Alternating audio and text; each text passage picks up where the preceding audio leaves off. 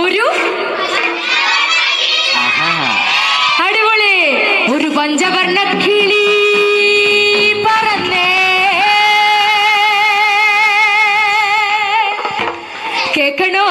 പ്രിയ കൂട്ടരെ അവൾ കൊഞ്ചി പറഞ്ഞ കഥ